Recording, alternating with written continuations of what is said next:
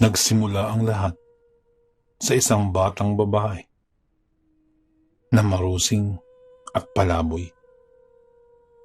Ilang residente sa barangay namin ang nakakita rito na naglalakad mula dun sa may arko o entrance ng aming maliit na lugar.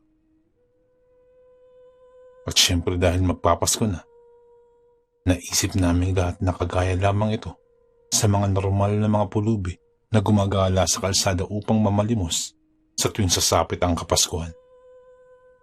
Kaya naman, hindi na ito naging big deal sa amin. Naging tambayan ng batang pulubi ang malaking puno ng mangga na malapit sa may simbahan. Nakaupo siya doon habang pinagmamasdan ang mga tao na dumaraan.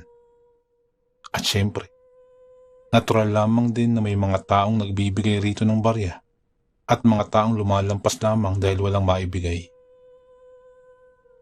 At dahil mabait ako, ay lumapit ako sa pastit at naghulog ng ilang barya sa loob ng lata nito na nakatayo lamang sa may lupa na nasa may paanan niya. Nako Ining, delikado ng panahon ngayon. Nasaan ba ang mga magulang mo? Teka, pagpasensya mo ng mga tao dito Ganyan lang talaga sila. Malit lang naman kasi ang aming lugar. Saka, taghirap ang mga tao.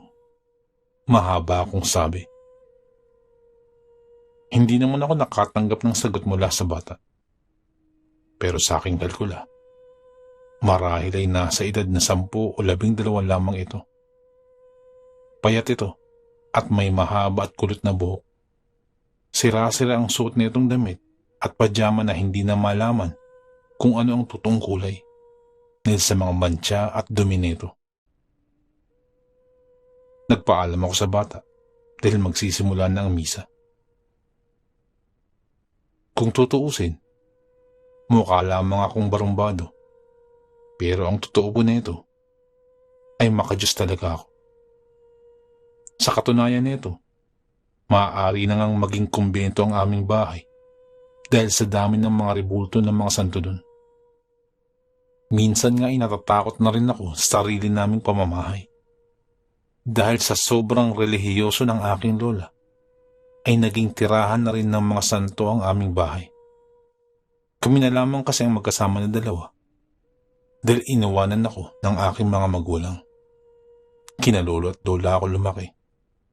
Ngunit nang pumanaw naman na si lolo dahil sa sakit ng stroke, ay dalawa na lamang kami naiwan ni lola. Pagkatapos ng misa ay wala na ang paslit sa pwesto nito. Hindi naman yun nakakapagtaka dahil hindi naman kami magkakakilala. Katulad ng aking nakagawian, tinaha ko na ang daan na patungo sa sementeryo upang dalawin sana ang aking lolo. Pero napahinto ako sa aking paglalakad nang makita ko ang batang babae nakapapasok pa lamang doon. Hindi ako nag-isip ng kahit ano tungkol sa pastit. Siguro ay may dadalawin lamang din doon ang bata na kamag-anak nito. Nagpatuloy na ako sa pagpasok sa loob at nagpunta sa puntod ng aking namayapang lolo.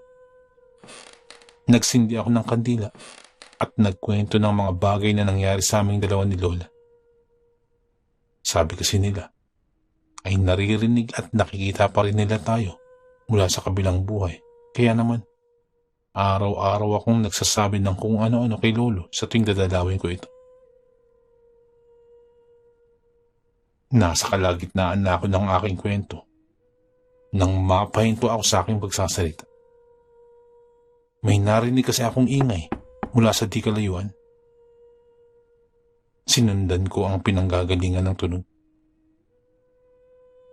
Napakunot ang aking noo at napanganga ang aking bibig nang makita ko ang paslit na nakaupo sa may puntod.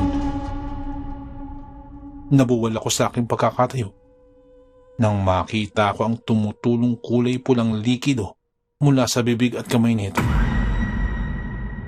Napatakip ako ng aking bibig nang makita ko kung ano ang ginagawa nito. Wakwak ang tiyan at parang tinadtad ng lantang gulay ang katawan ng patay na aso. Kinakain ito ng paslit na parang isang masarap na lutong putahe. Umiikot naman ang aking sikmura nang makita kong hilahin nito ang bituka ng aso at kinain na parang kumakain lamang ng noodles. Hindi ko na natiis na makita ang nakakadiring tagpong iyon.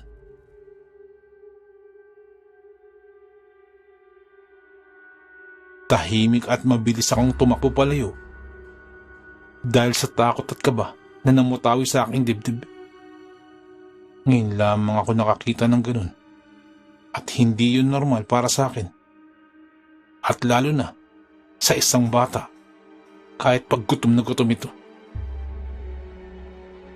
Magulo ang aking isipan nang umuwi ako sa bahay. Napasigaw pa ako nang bumungad sa akin ng isang batang santo na nakatayo malapit sa may pintuan. Bagong bili na naman siguro yun ni Lola. Kaya naman, hindi ko na lamang yun pinansin at dumiretso na lamang ako sa aking silid. Noong gabing yun, ay hindi ako pinatulog ng mga nakita kong tagpo. Dahil sa tuwing pipikit ko ang aking mga mata, nanunumbalik na parang sirang plaka ang bata at ang patay na aso. Kaya naman para akong lantang gulay na pumasok sa aking trabaho kinabukasan. Pilit ko na lamang inaaliw ang aking sarili upang makalimutan ang nakita ko. Pero pinaglalaruan siguro ako ng tadhana nang makita ko muli ang bata. Naglalakad dito sa labas habang may hila-hilang sako. At sa tapat pa mismo ng aming tindahan na pinagtatrabahuhan, ay tumigil ang bata. Naupo iyon doon na parabang nananadya. Hindi ko naman mapigilan ng kabahan at matakot dahil sa isipan na baka alam ng paslit na nakita ko siya kahapon. Sinubukan kong mag-isip ng ibang bagay at dahilan kung bakit yun nagawa ng batang pulubi. Kinumbinsi kong aking sarili na dulot lamang yun ng matinding gutom. At dahil wala namang nagbibigay sa paslit, ay wala itong pambili ng pagkain. Dahil sa paulit-ulit kong pagkumbinsi sa aking sarili, ay nagdesisyon ako na lapitan ng bata. Bit-bit ang tinapay at palamig, ay lakas loob akong lumapit sa paslit. Binigay ko ang pagkain dito. Napangiti naman ako nang kuhain niya yun. Kahit pa wala akong narinig na kahit na anong pasasalamat mula sa kanya. Papasok na sana ako sa loob nang tawagin ako ng isa sa mga masugid kong customer. Nagkwentuhan kaming dalawa malapit sa may pintuan ng tindahan. Pero kahit pa abala ako sa pakikipagkwentuhan, ay hindi pa rin nakalusot sa akin paningin ang pagtapon ng paslit ng pagkain na ibinigay ko sa basurahan na nasa kabilang kalsada. Napatigil naman ako sa pagsasalita nang makita ko na bitbitin ng bata ang maliit na kuting mula sa loob ng basurahan. Binalot na muli ako ng kakaibang kaba at takot dahil alam ko na kung ano ang gagawin ng bata sa kawawang hayop. Hindi ko na namalayan na umalis na pala ang kausap ko kung hindi pa ako tinawag ng kasama ko sa trabaho mula sa loob. Hanggang sa matapos ang oras ko sa tindahan, ay wala ako sa aking sarili. Dahil sa kakaibang inaakto ko, inakala tuloy ng mga kasamaan ko na may sakit ako, kaya naman pinagpahinga muna nila ako. Binigyan nila ako ng 2 araw ng day off para raw makapagpahinga. Wala naman ako ibang pagpipilian pa kung hindi ang tanggapin yun. Madilim na ang paligid at mag-isa na lamang ako na naglalakad sa may gilid ng kalsada pa uwi. Hindi na ako nakapunta pa sa sementeryo dahil sa takot ko na makita muli ang paslit. Pero talaga nga sigurong pinaglalaruan ako ng pagkakataon dahil nakita ko na naman siya. Nanigas ako sa aking kinatatayuan nang may mapansin akong kakaiba sa paslit. Hindi ito nakatayo ng maayos. Pagkus ay nakayuko ito na para bang isang matanda na hirap maglakad. Nakabuka ang mga kamay sa dalawang gilid at maging ang mga daliri nito na para bang may aakapin. Magulo ang buhok nito na para bang nagsabunutan sila ng madaming beses. Ama! Ama naming mahabagin! Aswang! Bulalas ko sabay takbo papunta sa kabilang kalye. Mapupula ang mga mata nito. Tumutulo ang mga laway sa nakabukas nitong bibig. Unang beses ko pa lamang makakita ng ganun. Pero alam ko sa loob na hindi yung tao. Sa kasamang palad ay nadapa ako dahil sa gulat. Isang malakas na sigaw ang umalingaw sa kapaligiran. Alam kong ang batang pulubi ang may kagagawan nun. Kaya naman, kahit pa masakit ang aking tuhod at paa, pinilit kong tumayo at tumakbo papunta sa pinakamalapit na bahay na nakita ko. Dahil sa matinding takot, ay hindi na ako nahiya pa. Kumotok ako ng malakas sa may pintuan at hindi talaga ako tumigil hanggang sa hindi na nila ako pinagbuksan. Galit na mukha ng ginang ang sumulubong sa akin. Ngunit bago pa ito makapagtanong, ay walang pasabing pumasok na ako sa loob. Sabay sarado ng pinto. Tatanungin pa sana ako ng ginang. Ngunit pareho kaming natahimik nang biglang may bumagsak sa bubong. Kasunod ang isang nakakatakot na sigaw. Nagkatinginan kami ng babae at sabay na napatakbo papunta sa may kusina upang kumuha ng bawang at patalim. Nakatayo lamang kami dun habang nakatingala sa bubong at nakikiramdam sa paligid. Dinig namin ang mabibigat nitong mga yabag sa itaas na nagpataas ng aming mga balahibo. Pagkatapos naman ng ilang minuto, ay nakabibing katahimikan ng namayani. Naglaho na ang mga yabag nito sa bubong at maging ang mga kuliglig sa paligid ay wala na akong marinig.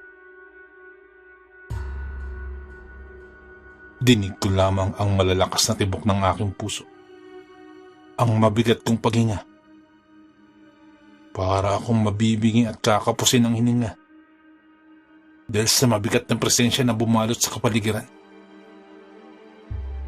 Sabay naman kaming napatakbo sa may bintana nang marinig namin ang sigaw ng kalapit na kapitbahay. Nasundan pa yon ng iba pang sigaw at ingay na para bang may nangyayari ng hindi maganda. Wala naman kaming ibang magawa kung hindi ang mag-antay at manahimik na lamang dahil sa takot na madamay pa.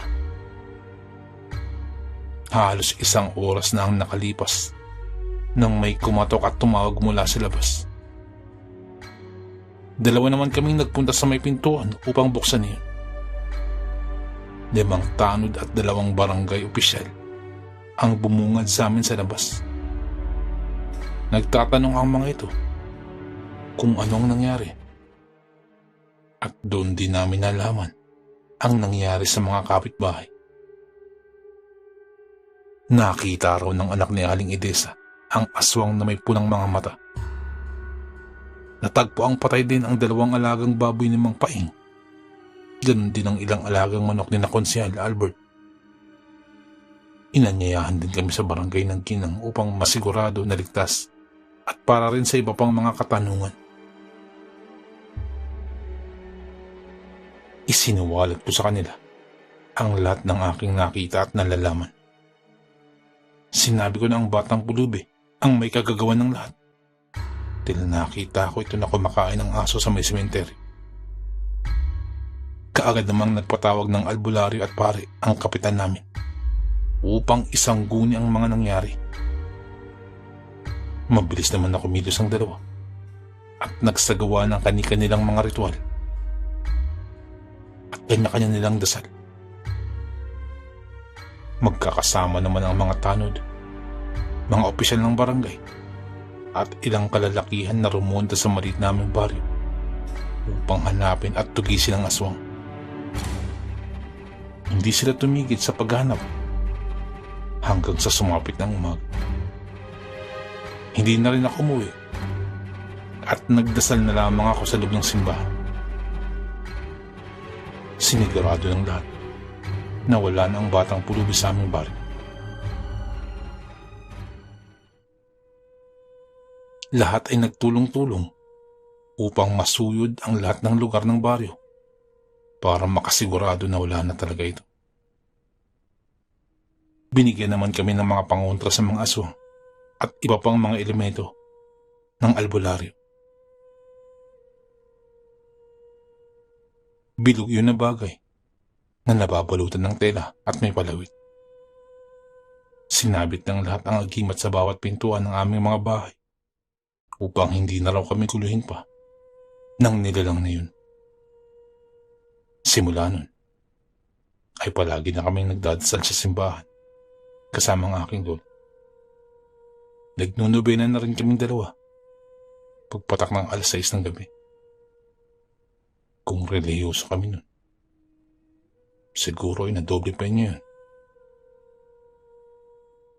Mas mabuti ng maagap at may mapanghahawakan kang paniniwala kaysa sa walang ginagawa.